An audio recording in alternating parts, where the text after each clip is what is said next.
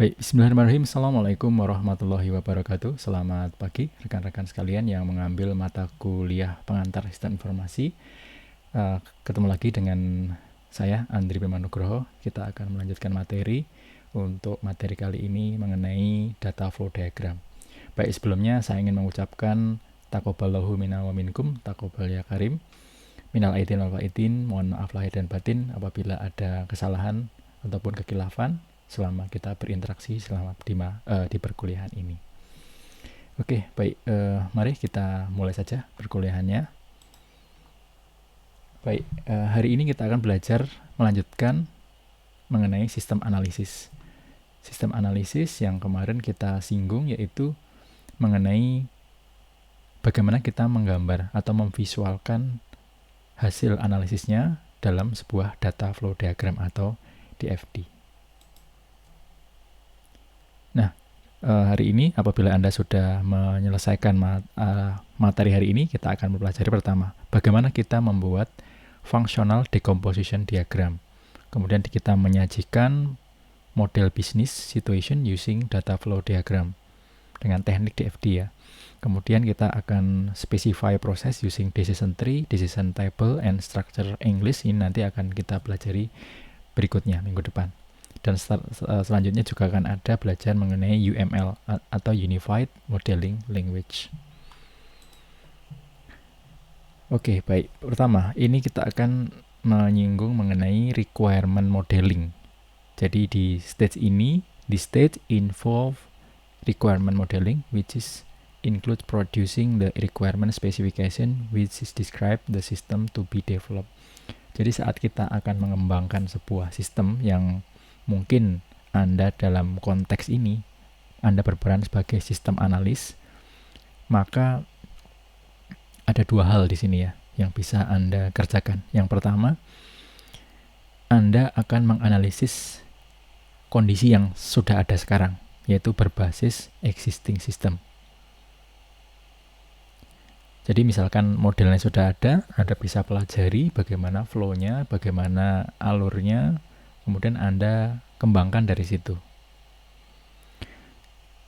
First, produce a physical model which represent the physical view of the current implementation in order to gain an understanding of the how system function. Jadi misalkan dalam sebuah situasi Anda belum tahu mengenai bagaimana alur penyelesaian masalahnya, Anda bisa melihat dari yang sudah ada. Anda bisa melakukan literatur review, atau bisa juga dengan interview, ataupun dengan wawancara dengan mungkin yang pengguna sistem yang sudah ada. Jadi dari situ Anda bisa melakukan improvement dari yang sudah ada. Kalau misalkan belum ada bagaimana? Ya kita buat yang baru sesuai dengan mungkin alur yang diinginkan oleh si pengguna itu. Kemudian yang kedua, this model can then be analyzed and converted into form a logical model which allow the analyst to view the actual information required to satisfy the requirement of the new system. Nah, dari yang sudah ada itu baru kita bisa improve ya. Tidak melulu harus mengikuti yang secara konvensional. Ini konteksnya misalkan sistem yang berjalan itu sudah ada. Misalkan ada pencatatan secara manual. Ini sebagai contoh misalkan Anda saat ini mungkin yang sudah skripsi ataupun kerja praktek itu kemarin sudah pernah berkaitan dengan berurusan dengan form-form pendaftaran. Kalau yang dulu mungkin offline ya, menggunakan form pendaftaran berupa kertas. Setelah ini dibawa ke dari akademik, dibawa ke departemen, ditandatangani oleh kadep, ditandatangani oleh mungkin ke wakil dekan, baru dikirimkan ke perusahaan.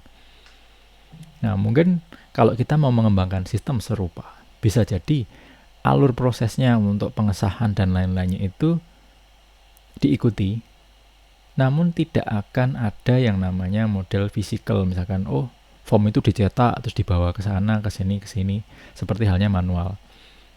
Nah, itu mungkin tidak akan diperlukan. Ibaratnya bisa dipersingkat dengan adanya sistem ini ya, di mungkin pengembangan sistem digital, mungkin dari yang konvensional. Nah, poin saya apa di situ bahwa mindset dalam pengembangan sistem. Mungkin saat kita nanti memperbaharui sistem yang sudah ada, kita harus berpikir efisiensi. Jadi hal-hal yang sekiranya itu tidak mungkin bisa dipersingkat ataupun bisa dipercepat, itu silahkan bisa dikenalkan di situ. Jadi tidak melulu yang konvensional itu harus diikuti flow-nya. Namun setidaknya Anda sebagai sistem analis di sini tahu dulu bagaimana sih sistem itu berjalan, kemudian dengan Anda memahami prosesnya seperti apa, Anda akan punya suatu usulan atau ide, gagasan. Oh, ini sebenarnya bisa disederhanakan. Nah, itu di tahap kedua ini. Dengan apa? Diwujudkan dalam logical model yang nanti akan tadi Anda akan sajikan itu untuk menunjukkan sebenarnya bagaimana sih rancangan yang Anda buat itu.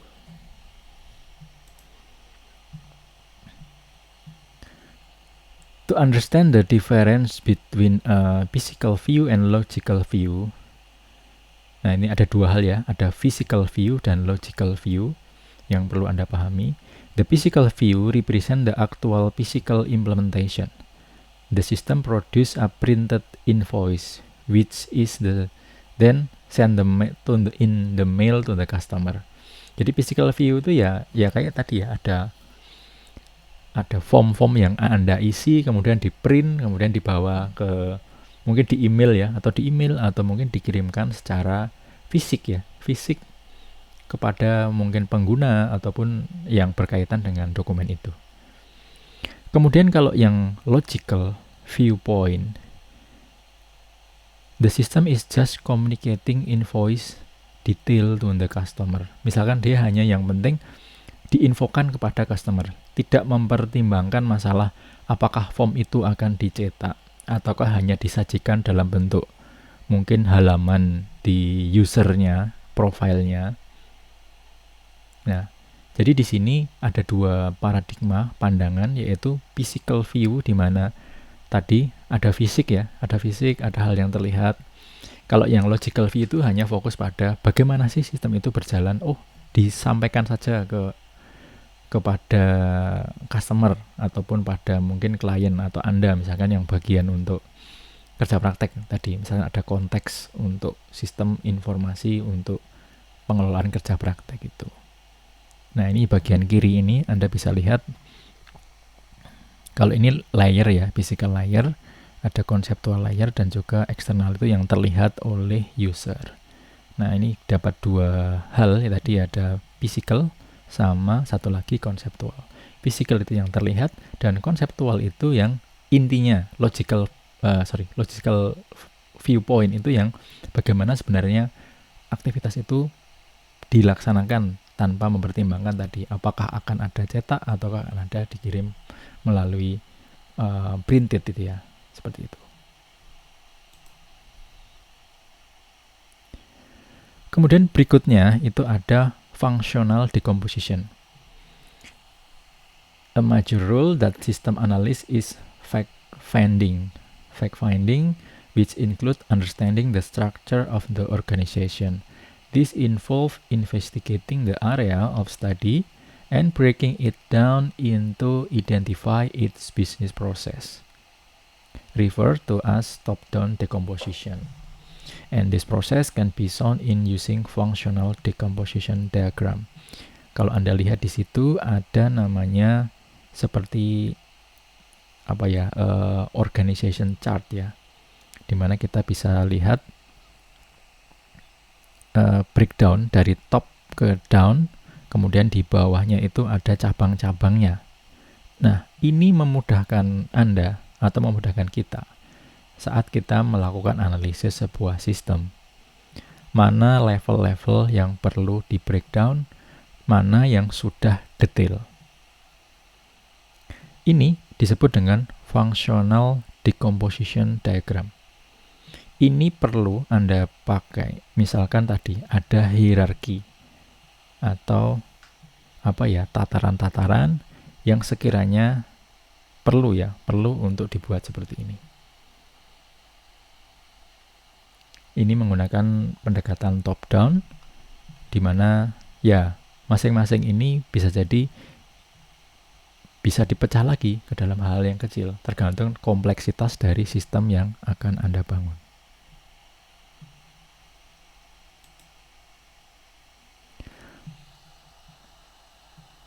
Berikutnya, kita identifying function and process. Jadi fungsi dan juga proses. Ini dua hal yang Anda harus pahami. The first step is to break down the business into its main areas of activity or function. This may be concerned with managing business resources such as finance, stock, or human. Alternatively, they may be based on the life cycle of a product or service. For example, marketing, manufacturing, distribution. The major function area or activities will depend on the nature of the organization under investigation. Poinnya apa di sini? Kadang kita misalkan perusahaan ataupun organisasi yang bergerak dalam bidang pengelolaan alsintan, kalau dalam bidang kita ya, di bidang teknik pertanian, misalkan perusahaan dalam pengelolaan tebu, pengolahan tebu, ataupun mungkin food industries ya. Nah, itu core bisnisnya, itu kita harus pahami dulu. Kita harus pahami dulu prosesnya seperti apa. Contoh nanti mungkin dalam penugasan kita akan belajar mengenai UPJA. UPJA itu usaha penyediaan jasa alsin. Jadi sebuah unit usaha yang dia pekerjaannya itu menyewakan alat mesin pertanian. Ada traktor, mungkin transplanter, atau mungkin untuk panen ada combine harvester. Lalu seperti apa prosesnya? Apakah akan ada mungkin aktivitas pengolahan tanah, pemeliharaan kalau dia penyemprotan, kemudian nanti pemanenan. Nah, itu Anda harus tahu. Nah, itu tergantung nanti dengan itu dia core bisnisnya dari organisasi atau usaha yang akan Anda analisis itu seperti apa.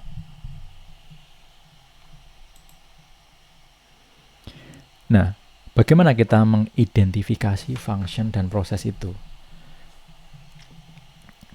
Note the structure of the business process. They should consist of a verb and a singular object. Nah, ini kalau saat kita mendefinisikan sebuah proses, nanti kan kita susun sebuah nama variabel ya, semacam nama variabel itu yang menunjukkan ini ya, proses dari sebuah aktivitas. Ini contohnya ya. To identify business process, consider the life cycle of the business entities. Ini contohnya untuk hotel. You might identify. Nah, untuk pengelolaan hotel beberapa contoh prosesnya itu misalkan receive booking, check in guest, allocate room, check out guest. Nah, ini terdiri dari dua komponen ya, ada verb dan juga singular object. Ada kata kerja dan objeknya. Menerima pesanan, memasukkan atau mendaftarkan pelanggan, mengalokasikan ruangan, check out pelanggan. Nah, kalau misalkan tadi konteksnya UPJA ya, UPJA, usaha penyedia jasa alsin, menerima pesanan misalkan ya, contoh, menerima pesanan peralatan, konfirmasi ketersediaan alat, pengolahan tanah, penggunaan peralatan, dan lain sebagainya. Silakan nanti Anda setelah ini coba memberikan contoh ya, contoh proses Anda menyusun sesuai dengan konteks yang Anda pilih ya untuk bisnis itu. Oke, ini ada exercise 1. What would you suggest are the major activities of... Nah, coba Anda pilih beberapa contoh proses untuk masing-masing dari 4 ini. Jadi misalkan ada bisnis proses di workshop alsintan. Alsintan itu alat mesin pertanian. Apa saja proses yang ada di dalamnya?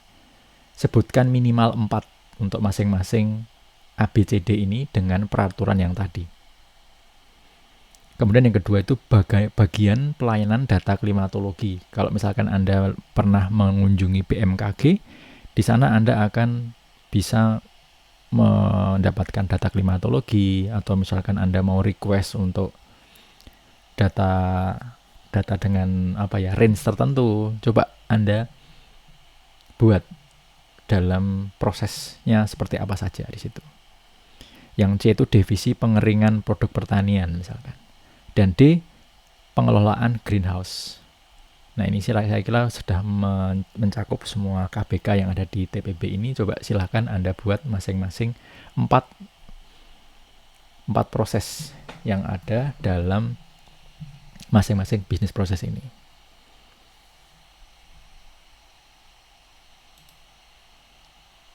Oke, baik. Selanjutnya, ini setelah tadi kita melakukan analisis, mengetahui apa saja sih proses dan juga masing-masing fungsi dari masing-masing komponen, kita akan menyajikan dalam data flow diagram, atau kita sebut dengan DFD, data flow diagram.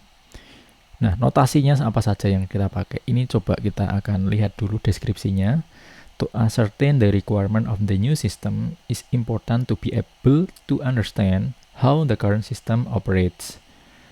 To achieve this physical model can be produced using data flow diagramming atau DFD technique. The DFD allows you to show business processes and how the data flow between them. Jadi data flow ini menunjukkan bagaimana sih data itu mengalir dari awal sampai dengan akhir, kemudian bagaimana data itu diolah. Nah, ada banyak metode DFD ini ya. Contohnya ada Jean and Searson, Yurdon DeMarco, dan SSADM. Ini kalau misalkan tadi ke tipe-tipe penyajian DFD itu ada gayanya Jean and Searson, Yurdon DeMarco, dan SDM. Nanti kita akan gunakan SSADM untuk kuliah ini. Karena ini yang umum dipakai dan banyak digunakan juga untuk penyajian saintifik. Walaupun tidak menutup kemungkinan model lain juga ada juga yang pakai. Nah, toolsnya kalau misalkan Anda pingin menggunakan sekaligus untuk belajar ya, menggunakan software ini, ada StarUML. Nah, saya menggunakan StarUML. Mungkin tadi yang pernah saya singgung itu, mungkin ini apakah muncul ya? Semoga muncul. Nah, seperti ini StarUML. Tampilannya seperti ini. Nanti bagi yang berminat silahkan coba download dan install di komputer Anda masing-masing StarUML, karena ini akan bermanfaat saat kita akan menggambar ini ya, namanya DFD. Kemudian nanti kalau kita membangun database, kita juga akan menggunakan ERD atau Entity Relationship Diagram, dan juga Anda bisa menggambar diagram alir kalau nanti akan skripsi ataupun kerja praktek, dan juga untuk penyajian data ilmiah nanti ya, Anda akan menggunakan ini StarUML. Ini saya rekomendasikan untuk Anda bisa pakai dan coba untuk menggambar ini. Oke, baik, kita kembali lagi. Nah, jadi banyak pilihannya ya. Ada StarUML, ada Visio. Kalau Anda yang punya Visio boleh digunakan. Ada Sketch, ada Gradly, ada Draw.io. Ada yang versi online, ada yang juga desktop.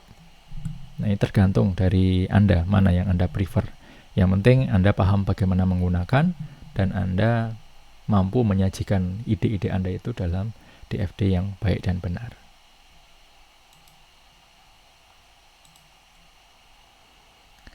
Nah, kita pilih yang untuk ini, kita sepakati kita akan gunakan SSADM, yaitu Structure System Analysis and Design Method.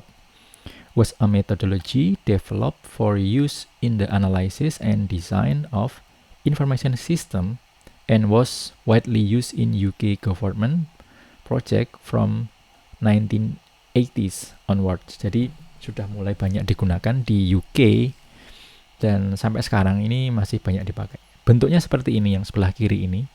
Ini contoh penggunaan ESADM. This involves applying a top-down decomposition approach which identifies the higher level business process and expanding each of these to show the lower level process on separate DFDs, continuing until you have to set a primitive process which cannot be broke down any further. Intinya gini, bahwa kita akan breakdown, atau yang pertama mungkin yang paling sederhana dulu, garis besarnya dengan DFD ini, makanya nanti ada level-levelnya ya, ada level 0, level 1, level 2, tergantung nanti kompleksitas dari masing-masing sistem yang akan kita pecah itu. Misalkan ada cukup dengan sampai level 2, ya saya kira sudah cukup. Ada yang juga perlu sampai level 3. Namun yang paling utama ada namanya level 0. Nanti kita akan coba lihat contohnya. Nah, ini yang tadi saya singgung di awal, ada tipe-tipe tadi ya, gaya penyajian DFD tadi. The DFD use symbol to show the 4 key business process element. Jadi ada proses, ada data flow, dan juga ada data stores dan external entities. A process, yang pertama adalah proses, yang tadi pernah kita singgung, tadi Anda membuat contoh tadi. A process in an activity of interest with the system that involves transforming data and producing an output. It's defined using a verb and object. For example, create order. In effect, a process represents the business rules that are applied to process data in order to achieve the required output. Jadi proses ini yang tadi pernah kita singgung, kita minta membuat minimal 4 tadi, itu akan disajikan dalam bentuk seperti ini. Kalau ESADM yang sebagian kiri itu bentuknya kotak dengan bagian atas itu namanya, kemudian ada verb-nya tadi ya, ada prosesnya itu apa nama prosesnya itu. Nah, yang tengah itu gain and insertion, kemudian you're done. Bedanya ini kalau penyajiannya SADM ini, hurufnya itu biasanya kapital untuk kata awal kata. Nah, kalau gain, insertion, dan you're done ini biasanya menggunakan huruf kapital. Ini jangan sampai ketukar juga. Kemudian each process is a given a process name. Tadi sudah singgung, ada nama prosesnya. Tadi ada menggunakan verb dan juga objek. Dan juga ada identifier. Dia menggunakan angka 1, 2, 3, dan seterusnya. Kemudian kalau di bagian SSADM itu ada istilahnya person responsible. Jadi di bagian atasnya itu ada namanya akuntan, atau mungkin ya yang intinya yang akan mengerjakan itu siapa personnya itu. Jadi secara ini lebih lengkap ya kalau kita menggunakan model SSADM ini. Nah, tadi proses, sekarang sebuah data flow ya. Data flow is a single item of data or logical group of data item that is transferred when a process take place. This is shown as a road line, showing the direction the data travel with a suitable label describing the data items. Jadi disajikan data flow itu hanya sederhana, hanya seperti panah ini. Kemudian di sini ada aktivitasnya itu apa ya? Di sini describing the data item. Apa data yang mengalir di atasnya itu? Ini contohnya ada order ya, arahnya ke sini, dia order. Ini ada catatan bahwa ada double arrow line are permitted but only on higher level DFDs to show that the data item may be transferred in both direction between processes. Jadi bisa jadi komunikasi antara dua entities dengan proses itu ada panah bolak-balik. Nah, ini panah bolak-balik ini menunjukkan tadi ya, ada dua aktivitas atau yang mungkin yang lewat itu ada dua kondisi. Kondisi yang pertama order, yang kedua misalkan apa yang dibalikkan itu data apa. Nah, itu memungkinkan seperti ini.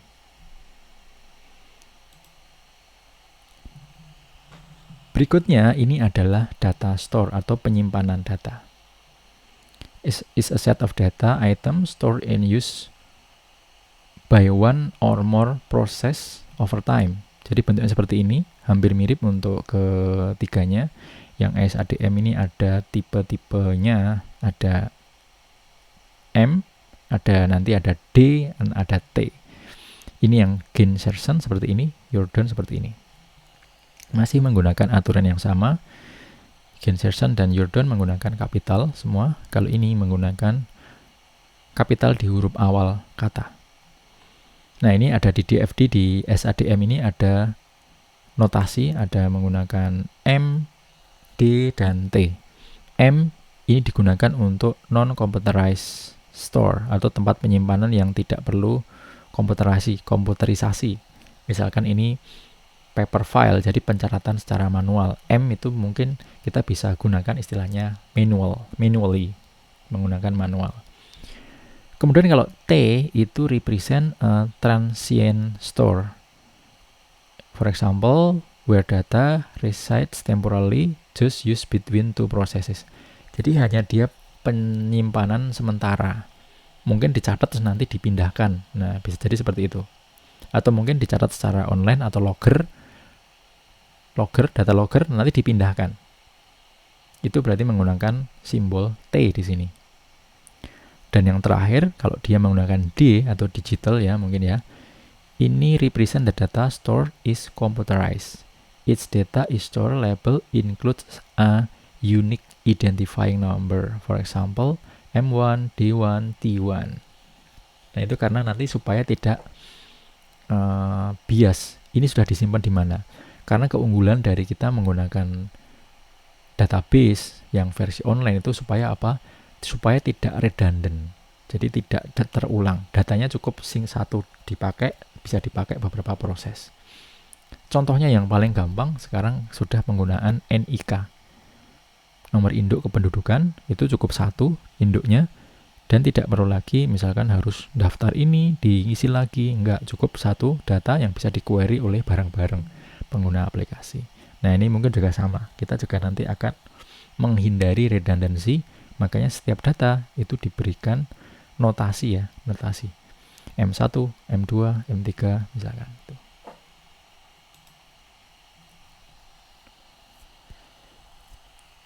Berikutnya yang keempat ini adalah external entity. Is an organization, person, or a system that is outside of the system under consideration, but which interact with it. For example, a customer from another organization atau pelanggan ya. Jadi yang akan menggunakan sistem atau di luar dari boundary dari sistem yang akan kita identifikasi itu disebut dengan external entity. ESADM itu seperti ini penyajiannya, yang sebelah kiri, yang Ginserson dan Jordan seperti itu. ESADM, external entity identified using lowercase letter. For example, A, B, C. Nah, di bagian atas ini ada huruf kapitalnya, huruf kecilnya. Ini untuk identifier, untuk penanda. Untuk masing-masing nanti barangkali ada lebih dari satu.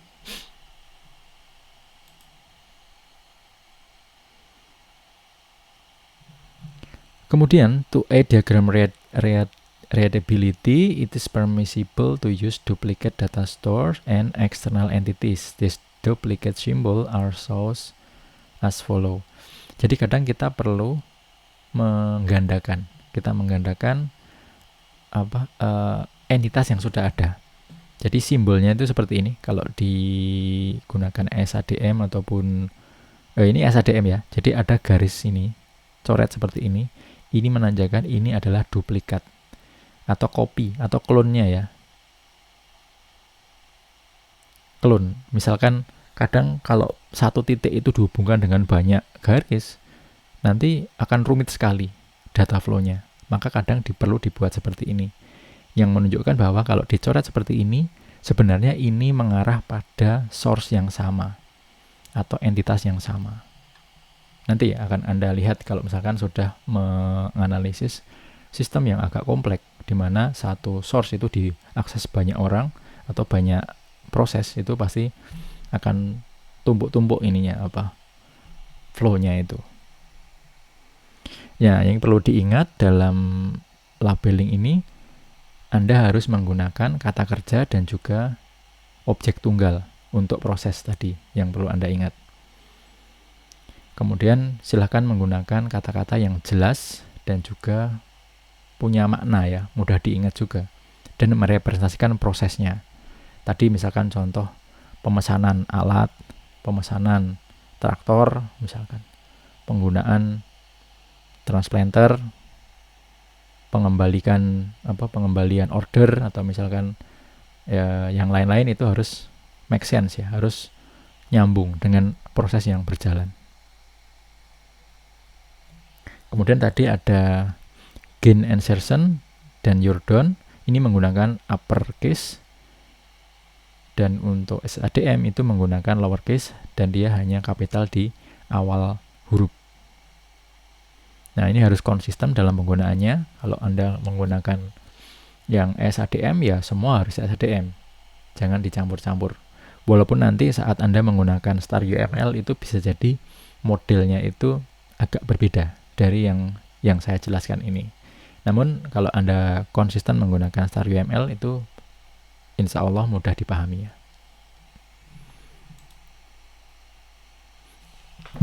Nah, kita akan praktek ini menggunakan physical DFD. Ada namanya tadi saya singgung, ada level 0. The highest level of DFD is called the contact diagram or level 0 diagram.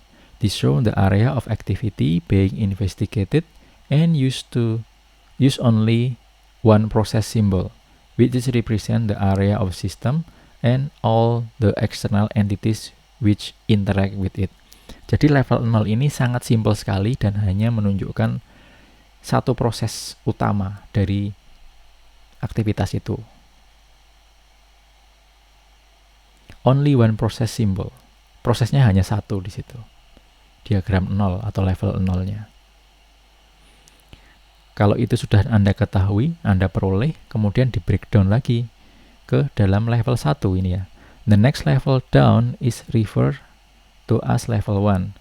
This show the main process and their data stores. Jadi penyimpanan data, bagaimana nanti itu dikembangkan, itu nanti masuk dalam level 1.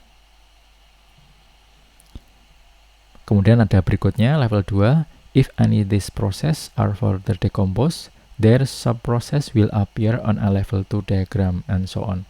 Jadi misalkan nanti sistemnya kompleks, bisa jadi nanti di breakdown ke level-level yang lain.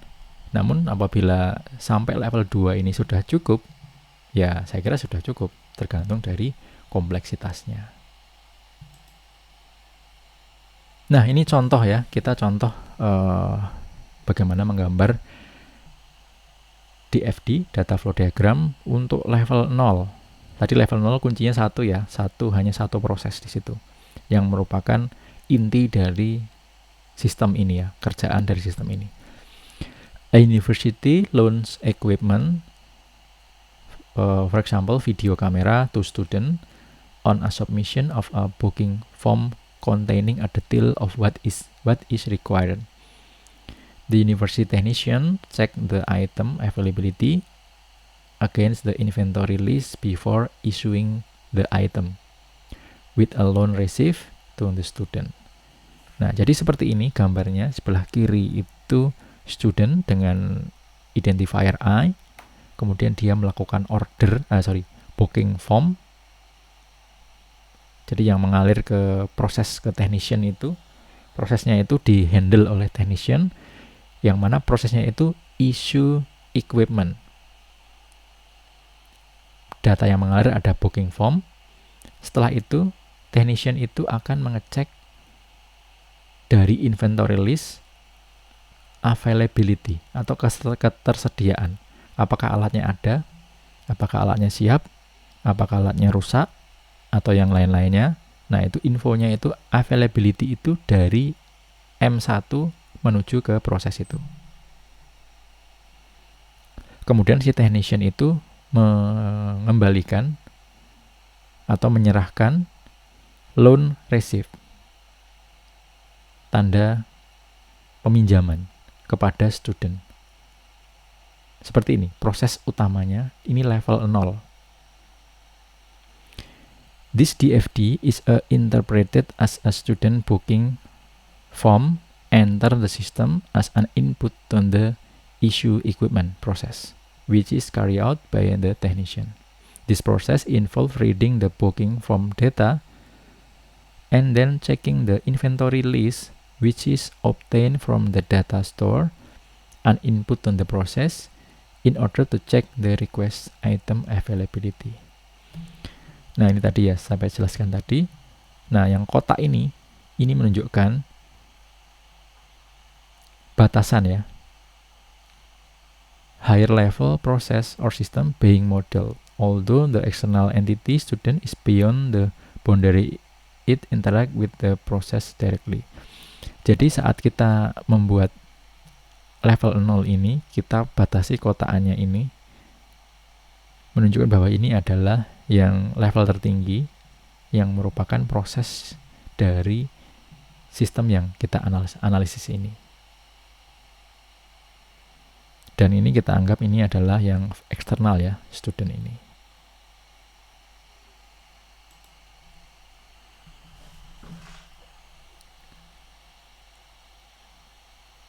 Kemudian ini ada kasus yang lain di mana akan di breakdown, namun dengan kasus yang agak berbeda. Ini kasusnya rental company ya, rental company, penyewaan motor ya, penyewaan motor. A vehicle rental company hire out motor vehicle to clients. The company receive a telephone request from customer to hire a specific car type for a period of time. When a request is received by the company, the rental manager check to see if a suitable vehicle will be available before issuing a rental confirmation. This involves checking the vehicle file. If a vehicle is available, a rental form is completed and stored in the rental files. Jadi informasi teks ataupun yang Anda peroleh dari interview ataupun yang Anda catat dari proses itu seperti ini dan diterjemahkan ke dalam DFD seperti ini. Nah, kalau kita level 0 mungkin hanya akan digambarkan seperti tadi, satu proses saja. Namun karena ini adalah level 1, maka ini di breakdown ke dalam beberapa proses. Di sini ada 3 proses yang bisa diperoleh dari kalimat penjelasan itu. Yang pertama ada cek rental oleh rental manager. Yang kedua, prepare vehicle ini oleh garage manager. Dan terakhir, cek vehicle oleh garage manager juga.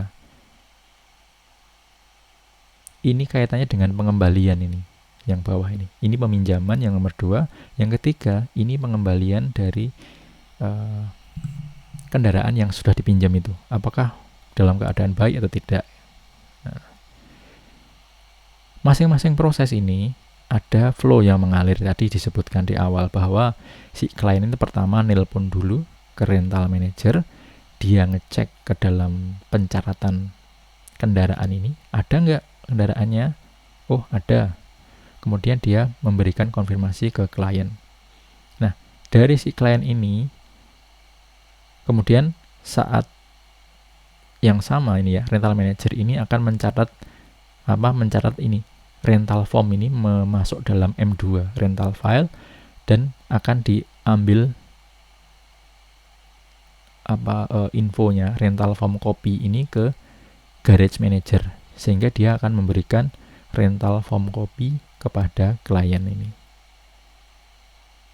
Nah, nanti setelah selesai form copy, dia dikembalikan lagi ke garage manager untuk dicek.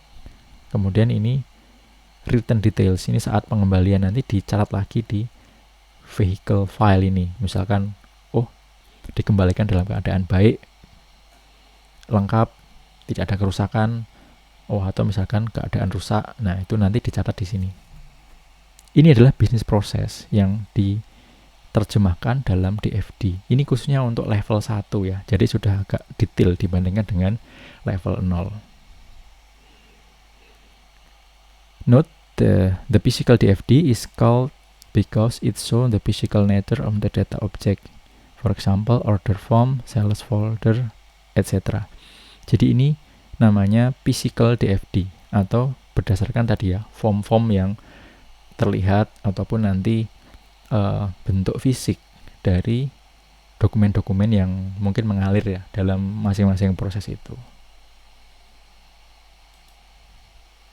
Kemudian ada beberapa kesalahan yang mungkin harus kita hindari. Kesalahan diantaranya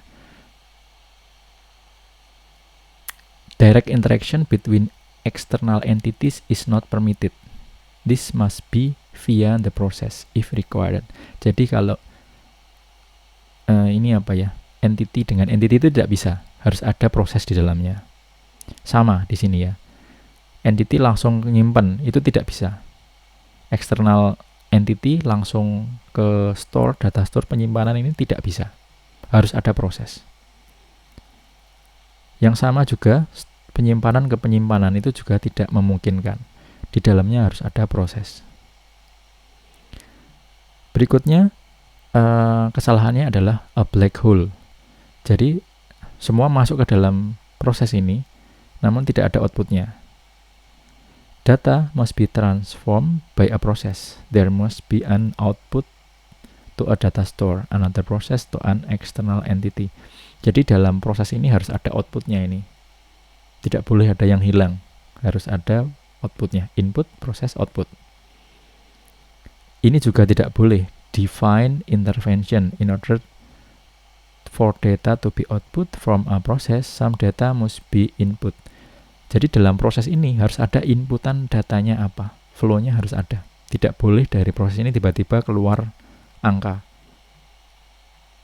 Ini kesalahan. Kemudian a trivial process is one where data transform is taking place with the process. Jadi kalau data yang diproses itu harus beda dengan yang dikeluarkan. Ini contohnya invoice, send invoice. Kok ini invoice lagi? Nah, ini termasuk a trivial process. Tidak boleh. Ini harusnya request misalkan ya. Terus ini membuat invoice, pengiriman, yang dikirim adalah invoice.